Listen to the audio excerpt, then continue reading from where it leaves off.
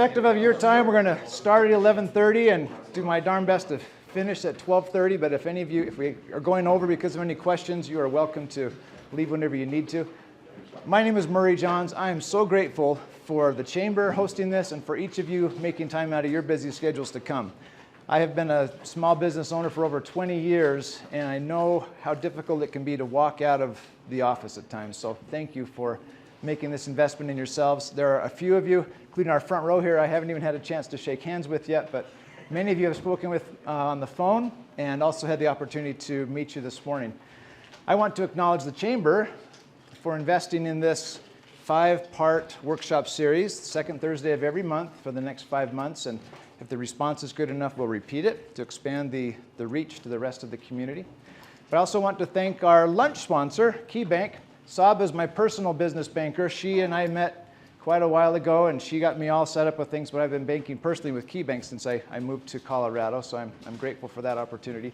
So let me introduce Saba and give her a chance to shine here. Of course. Thank you, Marty, for giving me the opportunity to help sponsor the event. It's great to be out in the community, finally get some time to have some face time with all of the small business owners. My role at the bank is I'm the branch manager, but I am the small business advisor as well. So all of your small business needs us from just a checking account all the way to commercial mortgage. My merchant partners is here with me as well, back in the stands there.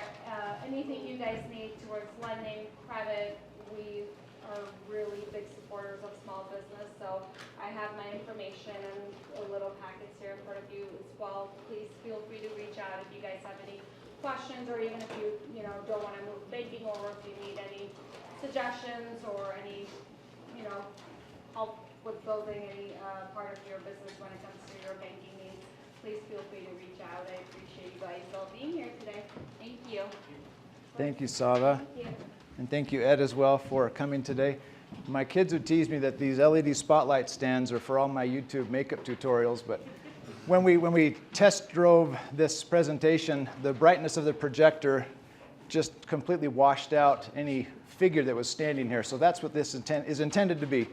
It's intended to capture a little more for those who are on Zoom so that they can see that there is a talking figure here next to the screen. That's all that it entails.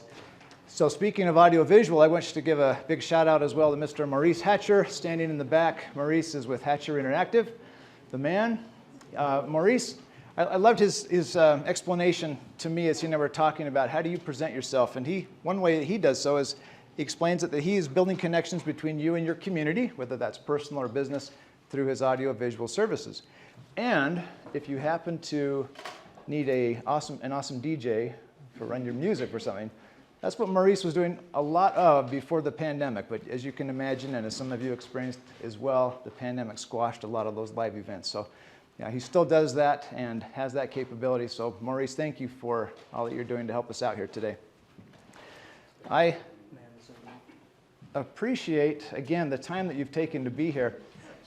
Just to explain a little bit about myself, I already indicated I've been in small business for over 20 years. Most of that was in Tennessee. Our family moved there from Oregon in the year 2000, and we were there until 2018. Managed to convince all of my wife's family to move there with us. And then my wife got sick. Thankfully, she's doing a lot better, but the move to Colorado was to get her well, to a good, dry, and cool climate.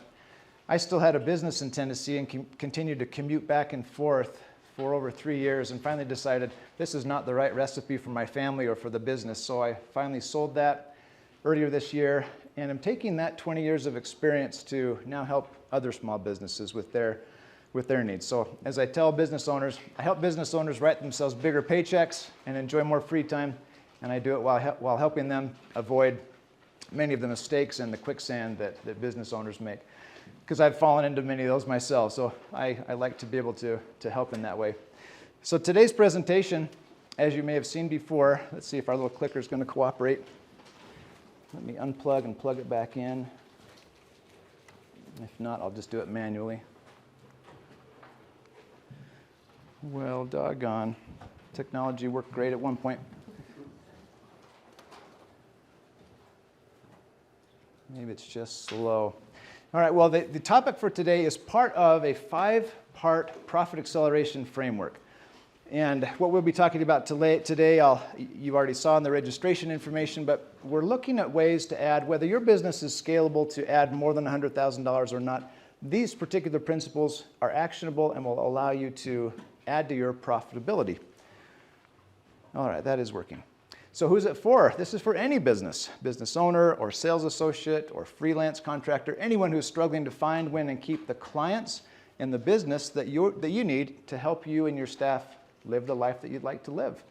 Hence why I tell people, I help business owners write themselves bigger paychecks and enjoy more free time. So if you want more leads, more sales, more profits, or more free time, this is for all of us.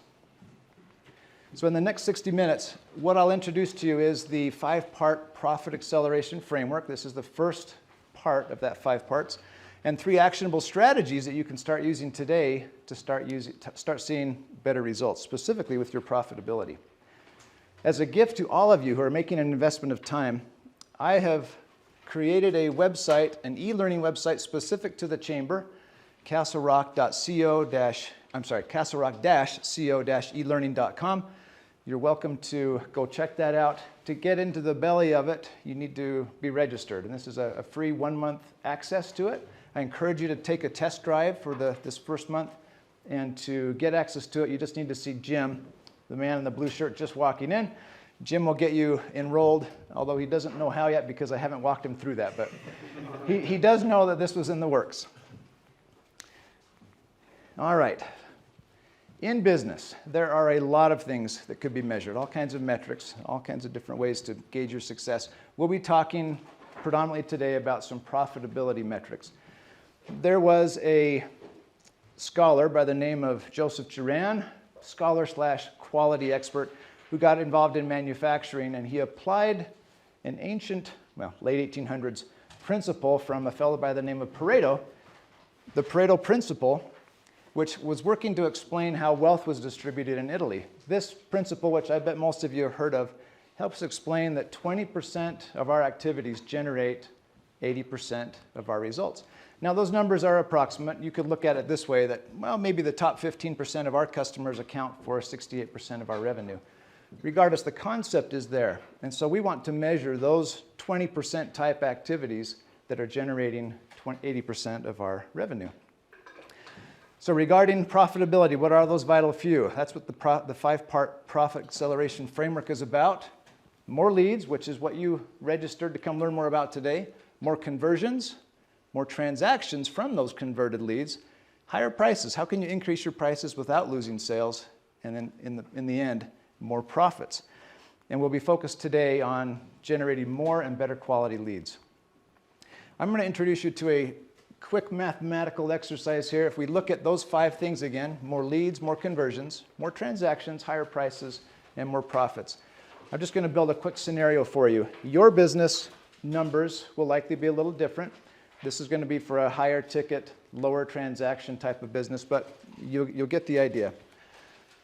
So let's assume that this business has 1,000 leads in the year. They have a 25% conversion rate. So about 250 of those 1,000 will become actual clients. Those clients conduct about 2 transactions a year. They purchase about twice a year, and each purchase has an average ticket price of about $1,000. The company has a net profit margin of 30%. When we run the math on that times that yields $150,000 in net profit. Again, your business model may be different. You may have several transactions and lower prices, but the model still works. What I want to show you now is how a few tweaks or improvements in these 5 areas can lead to some significant results.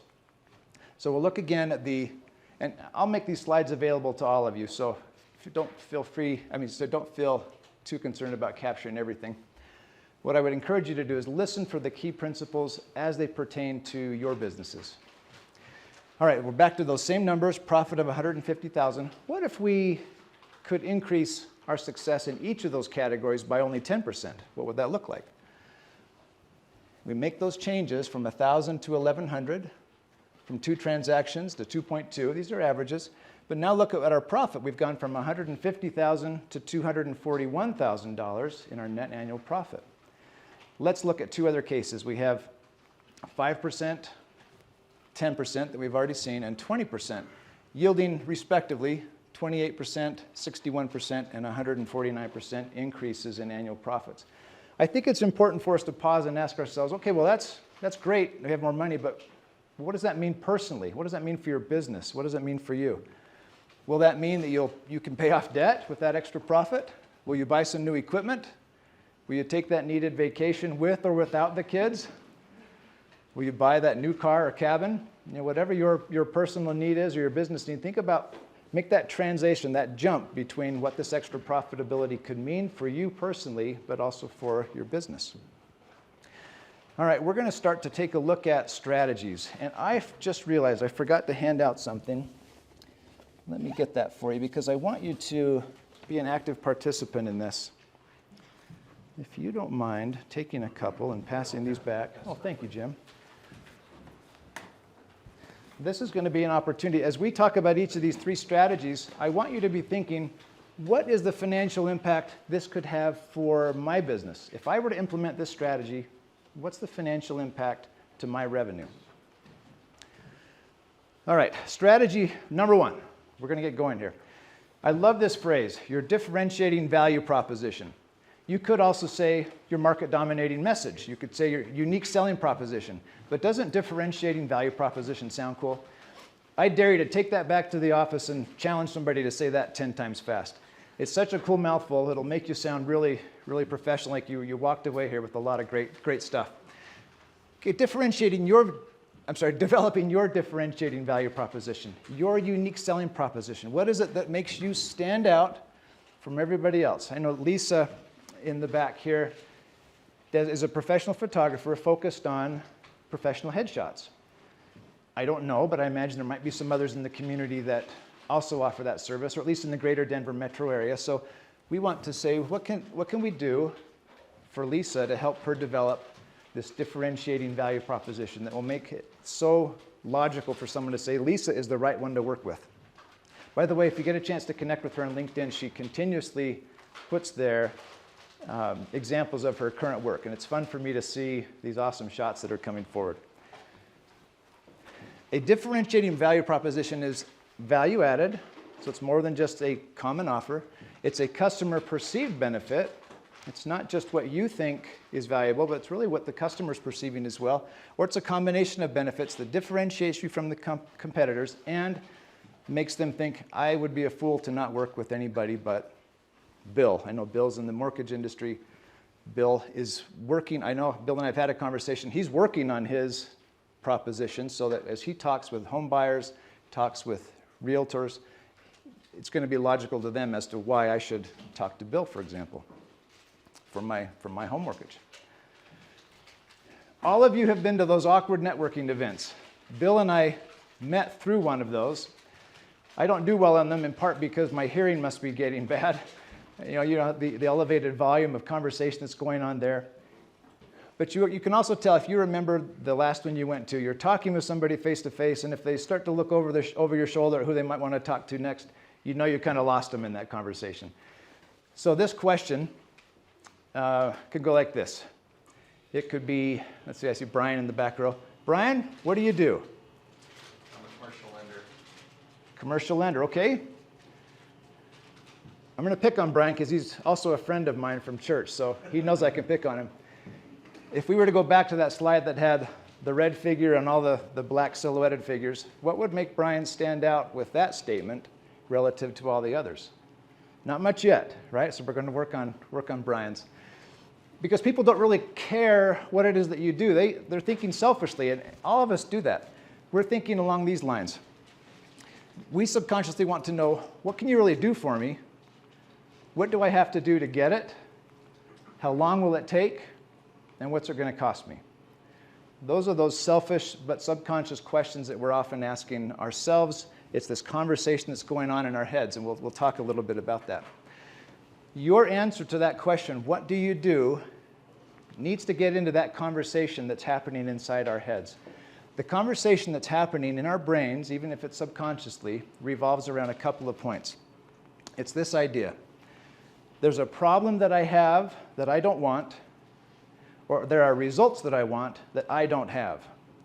And if your answer, Brian, addresses either of those pain points for me, I'm going to lean in a little bit more, maybe give you my card and say, would you call me after this crazy networking event?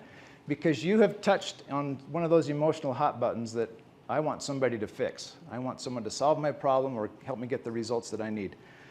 So I forgot the next point. The result they want but don't have. So be thinking along those lines as you can replay in your heads the conversations that you have with people, and you have that question asked of you. What do you do?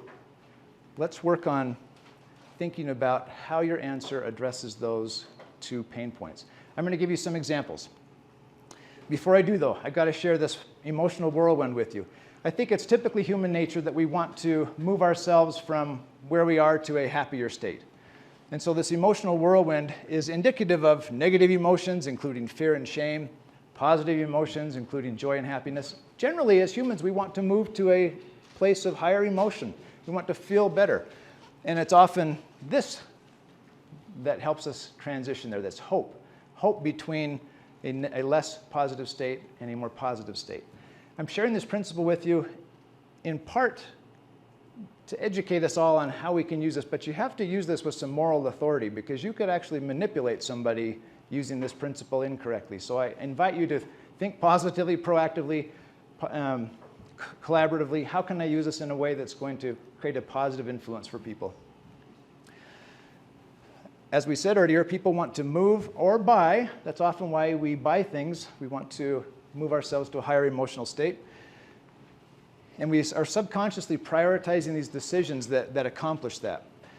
So as we answer the question, what do you do? We need to be offering hope in our answer that helps people transition, or gives them hope that you have the answer to help them transition from somewhere more negative to somewhere more positive.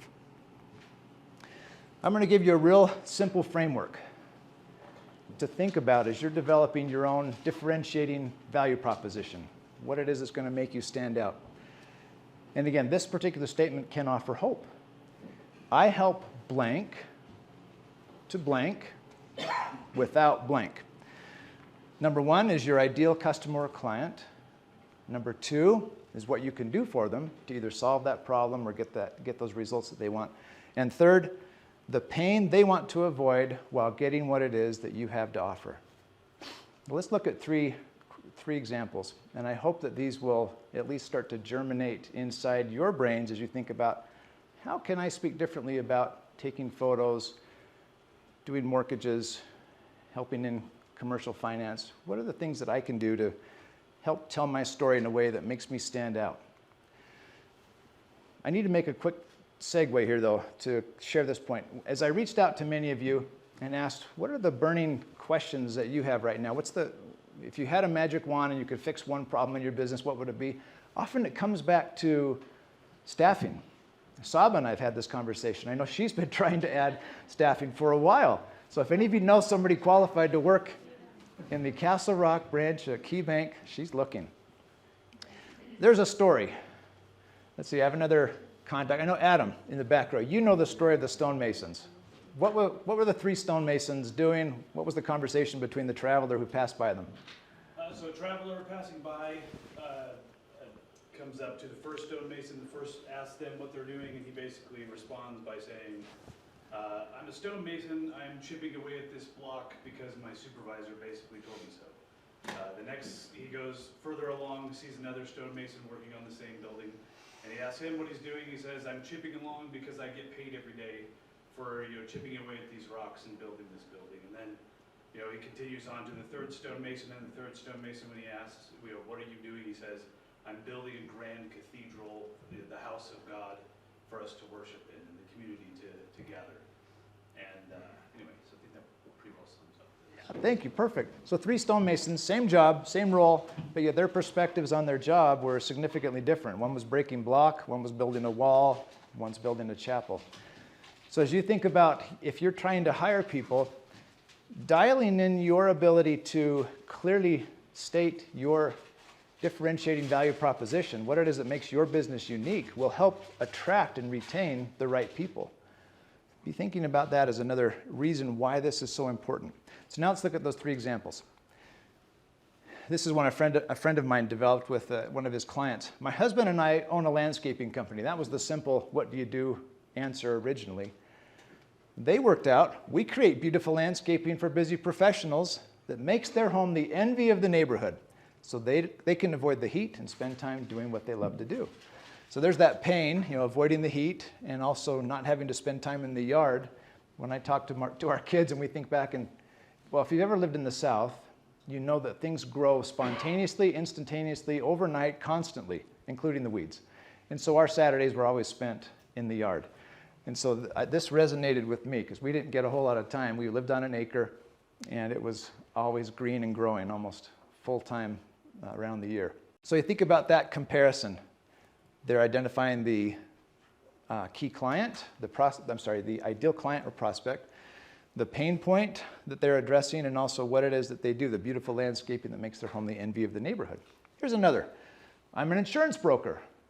Becomes, I help the people of Metro Denver sleep well knowing that their family, their home, and their cars are totally protected from natural disasters and accidents. These might, at first, be a little difficult to let it roll off your tongue, but as you practice and you develop your own differentiating value proposition, you're going to start standing out in those conversations and people will start to lean in and listen more carefully. One more. Well, I'm an engineer at Acme Corporation. I happen to be a mechanical engineer by trade, so this resonates with me because I don't know how I used to explain myself, but this one, I design high-tech automotive fuel systems that use less gas, burn less gas, which means car owners like you, we're addressing it back to this key client, like you save thousands of dollars each year and help heal our planet. I hope that these three examples are helping to create in your minds ideas of what you could do for your respective businesses. So let's take a quick 30-second pause. Take that little note card that I gave to you with Jim's help. If you were to implement strategy number one, if you were to create your own differentiating value proposition and use it in such a way that you, your staff, your website, your business card, all cohesively are using that, what would the financial impact be on your revenue?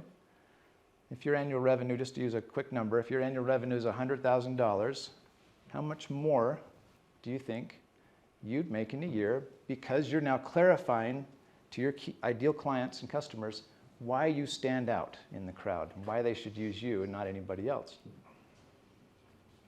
And you can see on these little cards, by the end, we're going to add something up, and we'll add up the three impacts, and I'll be curious to hear from all of you. What